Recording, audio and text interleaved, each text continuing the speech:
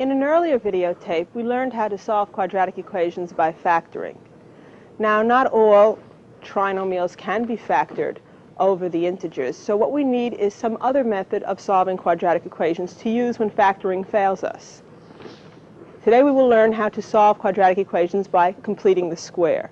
Tied in with this method of completing the square is the idea of solving quadratic equations by extracting roots. The technique of extracting roots is directly applicable only to certain quadratic equations. And basically, the method of completing the square sort of extends this technique to all quadratic equations. Let me discuss the idea of extracting roots. Let's say we have a quadratic equation like this, x squared equals 4. When we studied solving quadratic equations by factoring, the technique for solving this one would be to bring all terms over, say, to the left side, to put the quadratic equation, so to speak, in standard form, the form ax squared plus bx plus c equals 0, and then to try to factor. Okay, well, x squared minus 4 equals 0. X squared minus 4 factors. It's a difference of two squares. It factors easily into x plus 2 times x minus 2. This gives us x squared minus 2x plus 2x, which is 0x minus 4. Now, if the product of two numbers is equal to 0, if a, b equals 0, then either a equals 0 or b equals 0, or possibly both. So we get the solutions, x equals minus 2 and x equals plus 2. Two solutions to this quadratic equation. This is solving this equation by the method of factoring. Now, this is a sort of special quadratic equation, and what makes it special is that it is missing the first degree term. Okay? If the general quadratic equation is something of the form ax squared plus bx plus c equals 0, where a, b, and c are constants and a is not 0, if a were 0, it would not be a quadratic equation, then what makes this one special, x squared minus 4 equals 0, is that we are missing sort of the bx term, the first degree term. In such a quadratic equation, it is simpler to solve the equation, instead of bringing everything over to one side equal to 0, to leave it in this form and to go over and say, look, x squared equals 4. Let us take positive square roots of both sides of this equation. Positive square root of x squared equals the positive square root of 4. Well, without getting into absolute value, an easier way, I could get into this and say, well, this leads us to the absolute value of x is equal to 2. This is one way of doing it.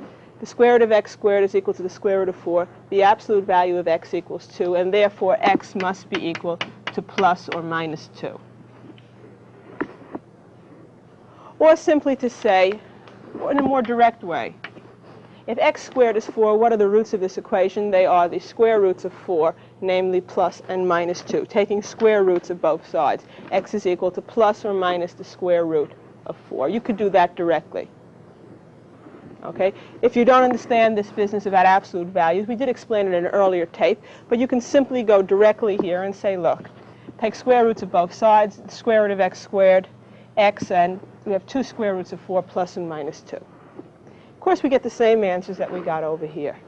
X equals plus and minus 2. It's a direct way of solving the quadratic equation, but it's only applicable if the first degree term, at least in this case, it's only applicable if the first degree term is missing. And what we're interested in doing is sort of applying this to general quadratic equations. Okay, as a lead into that, let's look at a problem like this. X plus 3 squared equals 7.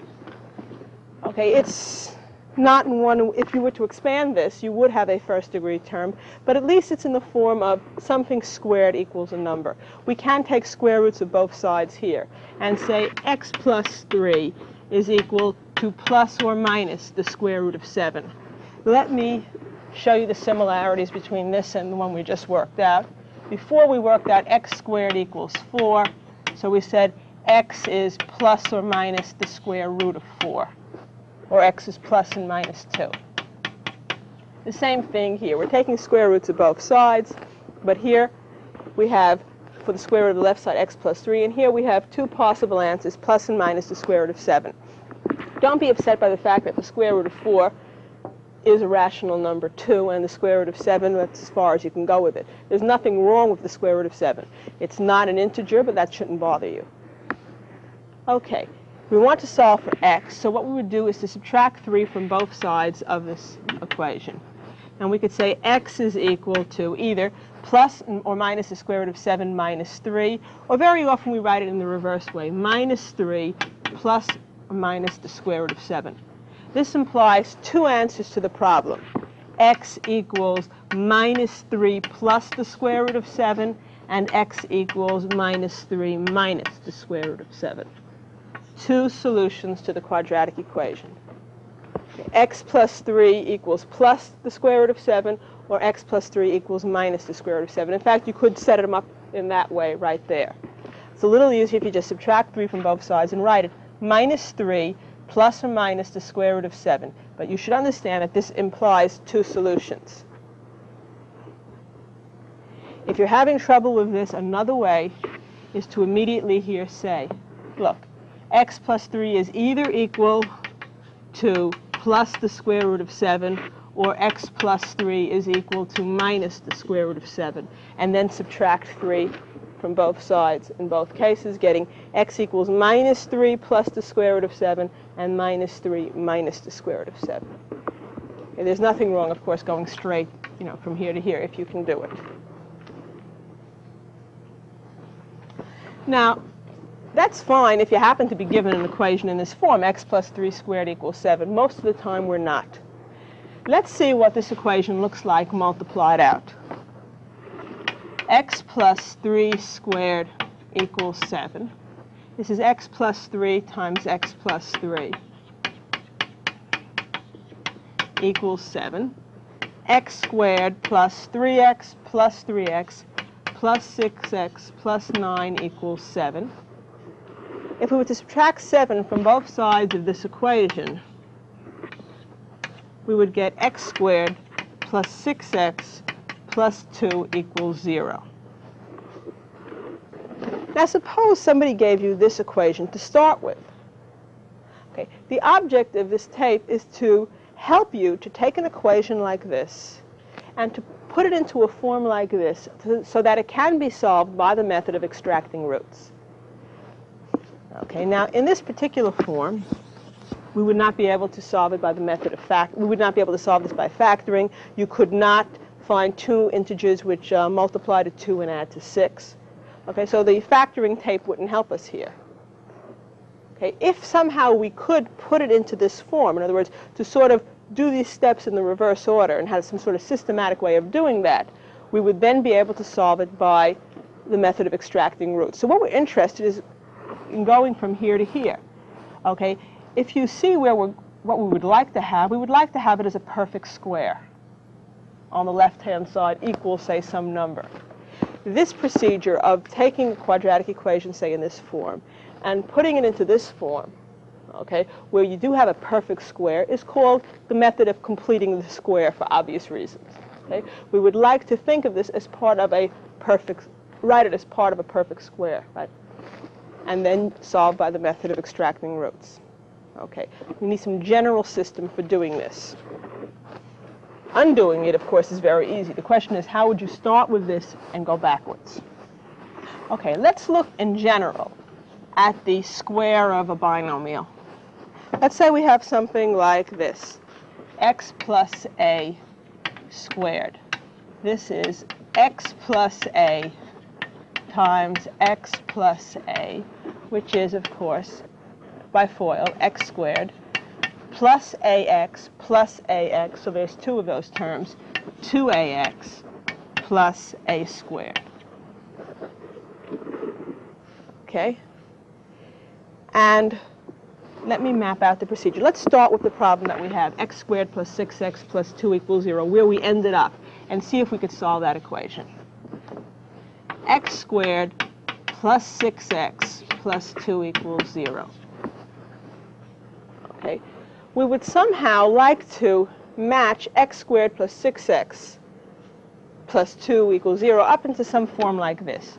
To start with, we would subtract 2 from both sides of the equation. Let's just worry about the x squared plus 6x part. We subtract 2 from both sides of the equation. We would like to match this then into the form x squared plus 2ax. Okay, we have here x squared plus 6x. Okay, and we try as much as possible to write it as x squared plus, or think of it as x squared plus 2ax. If we could then add on an a squared, do that, add it on both sides of the equation, then we would have a perfect square. Okay, well, the x squared we have, there's no trouble there. We have a term, something times x. If we think of this as 2ax, in other words, think of this 6 as playing the role of 2a. If 2a is equal to 6, then clearly a equals 3. In order for us to have the form x squared plus 2ax plus a squared, we must have the plus a squared, which, if a is equal to 3, is a plus 9. In other words, x squared plus 6x plus 9 happens to be a perfect square. It is x plus a, or x plus 3 squared. Okay, let me show you that. X plus 3 times x plus 3 is x squared plus 6x plus 9. X squared plus 6x plus 9, now that's a perfect square. We only have x squared plus 6x. If we were to add 9 to both sides of the equation,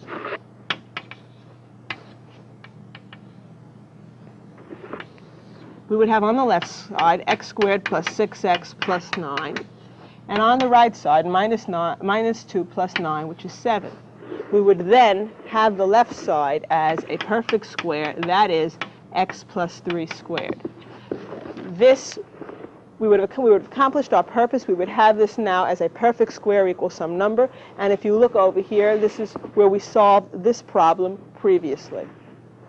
Whereas if x plus 3 squared equals 7, of course, you then would take square roots of both sides and get the two solutions to the quadratic equation. So we have accomplished what we set out to do. That is to start here, to write it as a perfect square equals some number, and then to solve the equation by the method of extracting roots. That is, take square roots of both sides of the equation. The only thing you might be a little fuzzy about is this procedure that I did here. Okay, I added 9 to both sides. Let me say that in general, we're going to be adding something to both sides of the equation. In other words, we will start here. We will subtract whatever constant we have from both sides of the equation. So we have some x squared term, something times x, equals some number. We will then choose to add something to both sides of the equation, that something having been chosen so as to complete the square on the left-hand side of the equation. And what we have to do is sort of understand exactly where this 9 came from. Let's go back over here. We had x squared plus 6x, if you'll remember to start. We want to make it look as much as possible like this, x squared plus 2ax. So we consider the coefficient of x to be 2a. So you have 6x, 2ax. So we set 2a equal to 6. This automatically determines that a is equal to 3. And you can see here what you're missing from a perfect square is a squared. In this case, a squared is 9. And that's what has to be added to both sides of the equation. To put it into words, what we're going to do is have the coefficient of x. Okay? Half of 6 is 3. Square it, get 9, and add it to both sides of the equation. And this is, in general, what we're going to be doing. By the way, this is only valid, this procedure that I'm showing you, if the lead coefficient, the coefficient of x squared, is 1. Okay? If it is not, we'll learn how to handle it later. But the kinds of quadratic equations we're solving by this method right now are the kind that have 1x squared or x squared to start.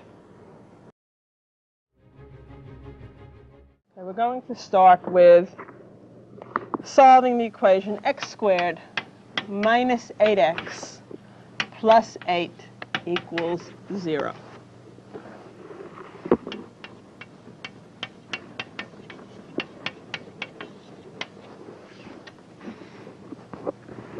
Okay, we want to solve this. Now, First thing you should think about, of course, is solving quadratic equations by factoring, but you will not be able to factor this. We will not be able to find two integers which multiply to +8 and add to -8. Okay, so that leaves us out. We have to find some other method. We're going to try this method of completing the square. Step 1, okay, we see that it's 1x squared, so we're all set. We subtract 8 from both sides of the equation in an effort to just get the first degree term and the second degree term alone on one side. The constant is now moved over to the right. X squared minus 8x is -8. Okay, we want as much as possible to match this up to x squared plus 2ax plus a squared, because that's a perfect square. Let's see how we stand here. We have x squared minus 8x. We would like x squared plus 2ax plus a squared. If you look at the coefficient of x, that's -8. That is 2a. That starts us off. 2a is -8. This tells me that a is -4, and that a squared, what I am missing to make a perfect square, is 16. Or, okay, without the a, if you just want to do it in your head, you take half of the coefficient of the first degree term, half of -8, that's -4, square it, get 16, and that's precisely what you need to add to both sides of the equation in order to make the left side a perfect square. Let's run through it again. You take the coefficient of x, have it, square it, and add to both sides of the equation. Half of -8 is -4 squared at 16, and that's what you add to both sides of the equation. X squared minus 8x plus 16 is equal to -8 plus 16, which is +8. The left side of this equation is now a perfect square. It can be factored. It's one binomial times itself. There is no magic as in the factoring here. It's fairly straightforward. What you have is x plus a squared. A was half of the coefficient. In other words, it always works out that if you've done this properly, half of this coefficient will be what's over here.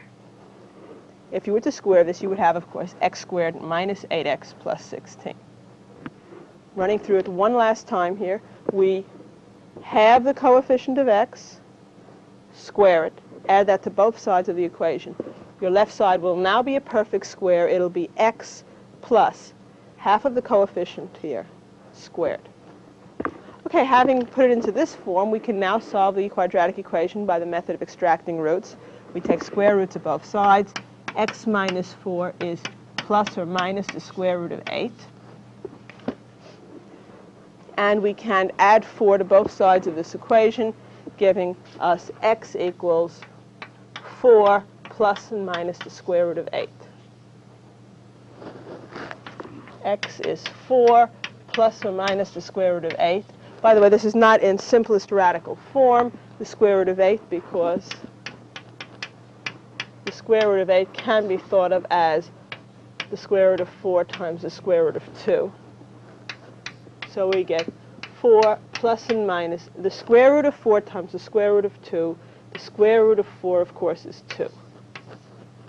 It's the square root of 4 times the square root of 2, or 2 times the square root of 2. So we have x equals 4 plus or minus 2 the square root of 2. There are two answers.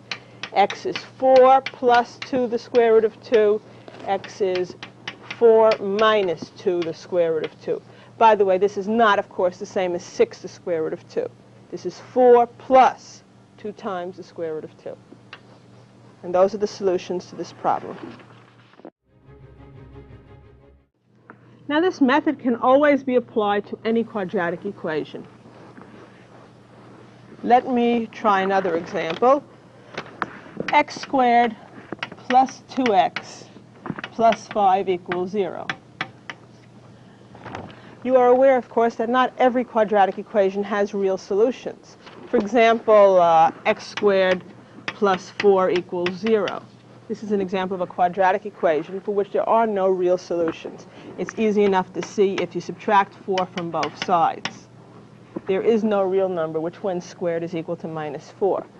A quadratic equation, a second-degree equation, can have at most 2 real solutions. It might have no solutions, no real solutions. It could have 1, or it could have actually 2 distinct real solutions. Okay? But if the quadratic equation has no real solutions, the method of completing the square will tell us that too. Let's work out this problem. We subtract 5, of course, from both sides of the equation to start. The lead coefficient is 1. We subtract 5 from both parts, and we get x squared plus 2x equals minus 5. Now, we would like to make x squared plus 2x look like x squared plus 2ax plus a squared. Let's see what we're missing. The coefficient of x, which is 2, that is equal to 2a. So a must be equal to 1, and a squared is also 1. In other words, if you had a plus 1 here, you would have a perfect square. That's what you're missing. That's what you must add to both sides of the equation. Without using a, your procedure is take half the coefficient here, half of 2, that's 1, square it, that's also 1, add to both sides of the equation. Your left side is then a perfect square. In this case, it's x plus 1 squared. It's always equal to x plus half the coefficient here, squared. Okay, now you get down to this point. Now when you try to continue solving this quadratic equation by the method of extracting roots, you try to take square roots of both sides, you run into difficulty because you cannot take the square root of a negative number, and it's not a real number. So at this point, we can say that there are no real solutions to the quadratic equation. So if the quadratic equation has no real solutions, you will know this because the right-hand side, when you've completed the square, will be negative. You will not be able to take the square root of a negative number. You will then be finished because there are no real solutions. If, however, you get a positive number on the right-hand side, or a non-negative number, rather, on the right-hand side, you can take square roots of both sides and continue. Okay. Now, what happens if the lead coefficient is something other than 1? Okay, so far we've only been considering the lead coefficient equal to 1. Our whole method here of completing the square was based on, okay, having the lead coefficient equal to 1. It was x plus a times x plus a. That gave us x squared here for the first term. Okay, well, quite simply, if the lead coefficient is not 1, you have an equation. You divide both sides of the equation by whatever the lead coefficient is. And then the lead coefficient will be 1, and you solve that equation. Let's try an example. 2x squared plus 6x plus 3 equals 0. Okay, we notice that the lead coefficient here is not 1. It's equal to 2. But it is an equation, and we can divide both sides of the equation by 2. If we divide both sides by 2, that means each and every term gets divided by 2. Okay. Divide both sides by 2. So we will get 2x squared over 2 plus 6x over 2 plus 3 over 2 is 0 over 2. This gives us x squared plus 3x plus 3 halves equals 0. 0 divided by 2, of course, is 0. And we're now ready to solve. Okay, instead of starting with this equation, we start here. Now the lead coefficient is 1. We subtract 3 halves from both sides of the equation, and we get x squared plus 3x is equal to minus 3 halves.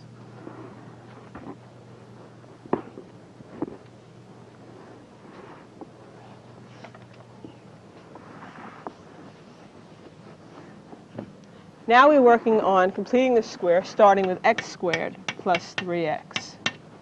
First time our coefficient is not an even number, okay, but it's still handled the same way. Whatever is multiplying x, that's 2a. 2a is therefore 3. A is therefore 3 halves a squared is 3/2 squared, or 9/4, and that's what you're missing to have a perfect square. Okay? 9/4 must be added to both sides of the equation. Let me rewrite the bottom line here. We have x squared plus 3x equals minus 3/2. We're going to add 9/4 to both sides. If you want to do it without the a notation in your head, you start here. You say, look, the lead coefficient is 1. The coefficient of the x term is 3. We take half of that. Half of 3, that's 3/2. We square it, 9/4. We add that to both sides of the equation, giving us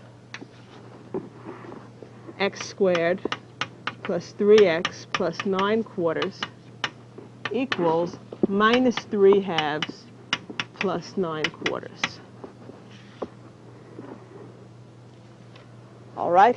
The left side is now a perfect square. It is x plus half of this number squared. Using FOIL, you get x squared plus 3/2 x plus 3/2 x. That's plus 3x plus 9/4. The right side here, we will add the fractions. It's a little bit of work, but it can be done. Minus 3/2 plus 9/4. To add the fractions, we combine over the common denominator, the lowest common denominator, which is 4. We think of minus 3/2 as minus 6/4. And we have plus 9/4. To go from here to here, I multiplied the denominator by 2 to get 4. And I also have to multiply the numerator by the same quantity. Whatever you do to the denominator, you must do to the numerator as well. So we have x plus 3/2 squared is equal to 3/4. And we now take square roots of both sides. Okay, x plus 3/2 is equal to plus or minus the square root of 3/4.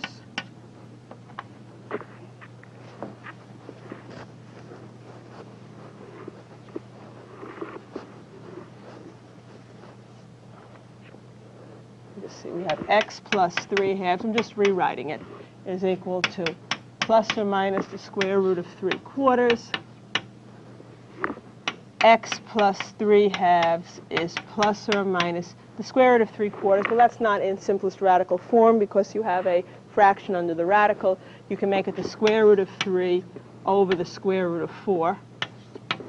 But of course, the square root of 4 is 2.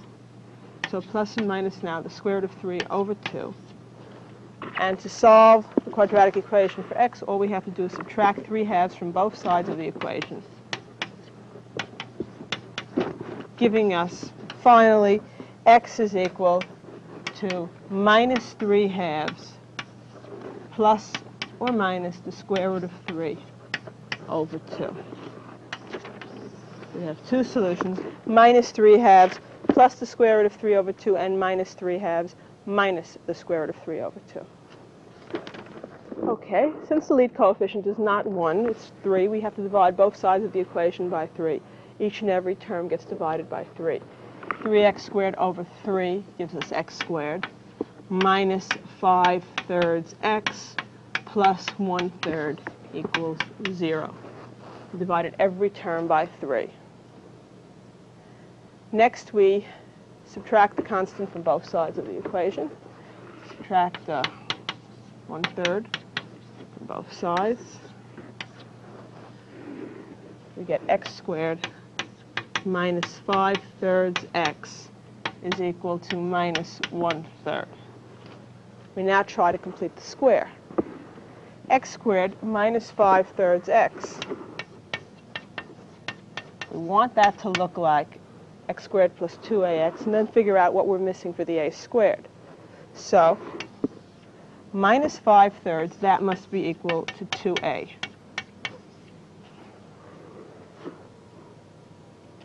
The entire coefficient with the sign, that's equal to 2a. We take half of that. Okay, divide both sides by 2, or multiply both sides by 1/2, however you want to look at it. If you divide by 2, we get a is minus 5/3 divided by 2. You're really dividing by 2 over 1, so you invert and multiply by 1/2. and you get minus 5/6. 2a is minus 5/3. Dividing both sides by 2, a is minus 5/6. So either divide by 2, instead of dividing by 2 over 1, you multiply, invert and multiply by 1 over 2, or you could immediately say, look, I will multiply both sides of the equation by 1/2. The 1/2 and the 2 will cancel, and here you'll have the minus 5/6. A is minus 5/6, so a squared is 25 over 36. And that's what has to be added to both sides of the equation. We have to add 25 over 36 to both sides here to complete the square. Okay, going through without the a notation, you take this, you start with the coefficient of x. You take half of that, half of minus 5/3. 1/2 of that gives you minus 5/6. Square it, 25 over 36, add to both sides of the equation. On the left now, we have x squared minus 5/3 x plus 25 over 36. And on the right, minus 1/3 plus 25 over 36.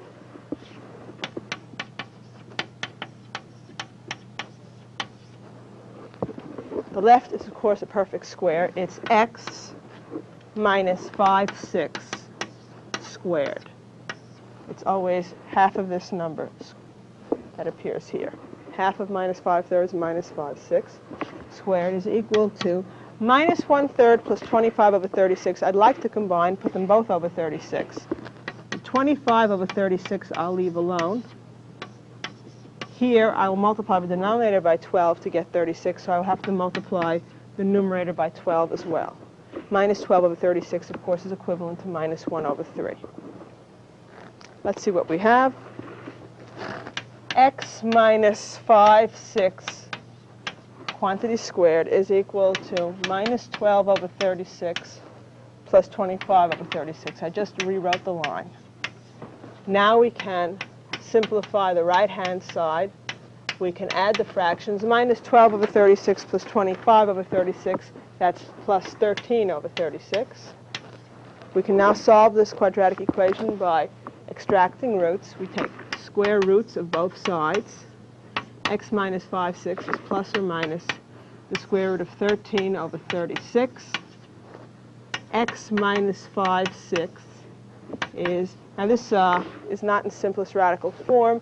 It's plus or minus the square root of 13 over the square root of 36. The square root of 36, of course, is 6. And to finish up, we add 5/6 to both sides of the equation, giving us x is equal to 5 over 6 plus or minus the square root of 13 over 6.